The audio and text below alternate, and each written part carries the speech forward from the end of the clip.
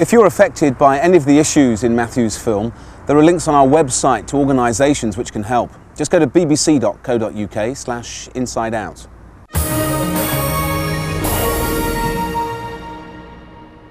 Coming up later in the programme, Jilly Cooper on the celebrity spotting tourists here in the Cotswolds. First though, it's 25 years since the special song Ghost Town reached #1. It wasn't just a million-selling pop single, it also summed up an era when Coventry was the music capital of the UK. So, quarter of a century on, what's the legacy of a tune which managed to be both popular and political at the same time?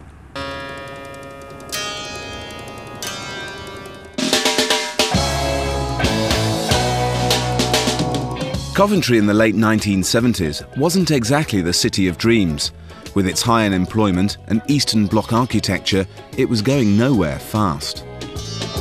It's back to the old Victorian values where like the poor were kept poor and there was no way out. But where there's deprivation, there's often inspiration, and out of a city ravaged by recession came a musical movement, and one song in particular which changed the face of popular music.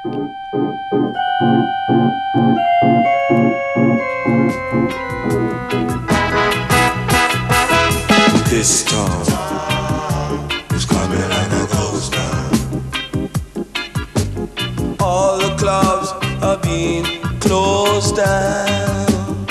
Ghost Town sold more than 1 million copies, staying at #1 for 3 weeks, and it's still one of the best-known British pop songs. Bands won't play no more. Too much fighting on the dance floor. But what inspired the song which summed up a couple of glorious years when the city of Coventry dominated the music charts? It started with a few local musicians looking for somewhere to focus their talents. I was about 21, I think, at the time. Just got married. I packed my job in to go professional with the band and spent a year and a half on the dole trying to pay a mortgage. So it's pretty tough in that kind of way. What was life like for you? Young black kid on the streets of Coventry. Yeah, I was a bit of a rogue actually. The only thing that got me off the street really is when I joined the Specials. I think I had to get two-tone together to stop myself going mad, you know. It's like, it's just pure frustration with the, you know, all these brilliant musicians, but not really a concept beyond kind of just playing their instrument, you know.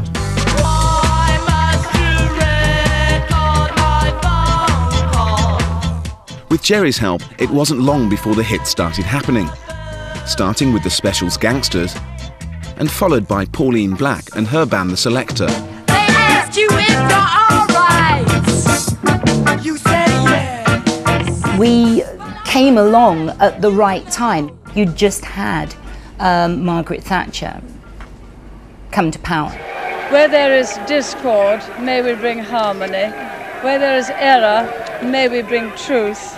Where there is doubt, may we bring faith. And where there is despair, may we bring hope. Hello, son. You want to get back to work? Unemployment increased like 1 million. It went to 2.5 million. Places started closing down. She went to war with the unions. Industries shut down. We had come together, I think, because basically, you know, so some of us worked, some of us didn't work, and all those kind of things. But we all wanted to be in a band, and we all felt that there was something to say. I wanna be 3 minutes in a row. I wanna be 3 minutes in a row. One of my favourite times really was watching Top of the Pops, and there were 3 two-tone groups in the top 10. You know, it was like Coventry was #1 and probably #3, and another two-tone band was in the top 10 as well. It was like, wow, we're dominating the charts. Stop your messing around. Better think of your future. It was always London, everything happened down there. And suddenly it was on your own doorstep. And being a music fan as I was at the time, it was like, wow, this is here, this is my own city. And it was just an incredible feeling. When it was happening, it was just phenomenal, you know, when the early days of two-tone, I don't know, I mean, I go to gigs now and the atmosphere is just nothing like what used to happen at a Two-Tone gig. It's just, you know, we used to literally raise the roof.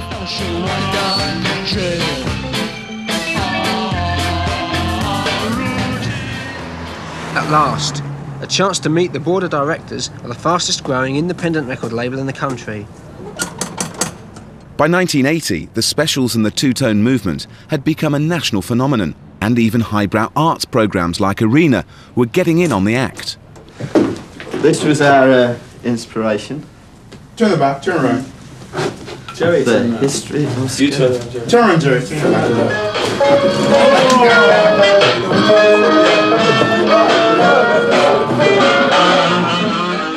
They'd started out writing songs about the frustrations of living here in Coventry in a time of recession and high unemployment. But what they were saying struck a chord with disaffected young people all over the country, and almost by accident they became the political voice of a generation. Suddenly you're not only doing gigs here and people are turning up and asking you all these like really heavy political questions, you're being forced into taking political positions on things that probably you hadn't thought through that well. But one man who had thought them through was Jerry Dammers. For him it was all about politics, and he was just about to hit on the song that would sum up an era.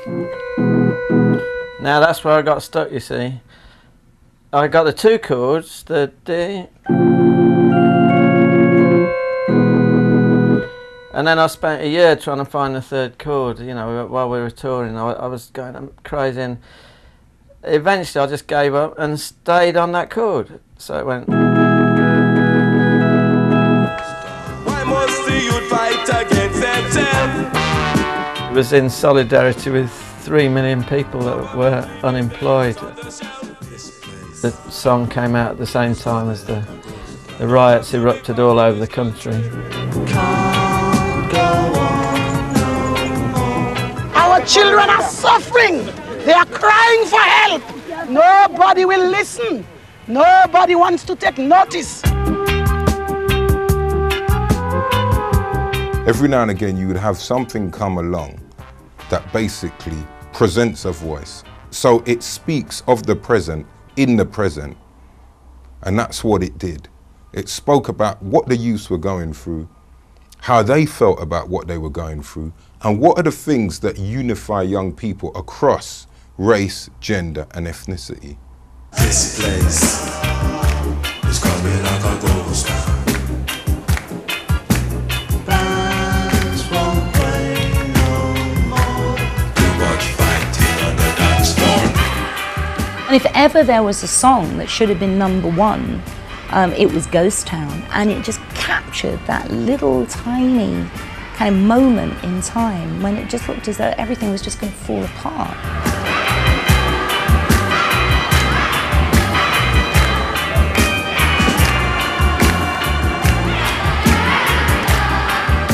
But Ghost Town turned out to be the last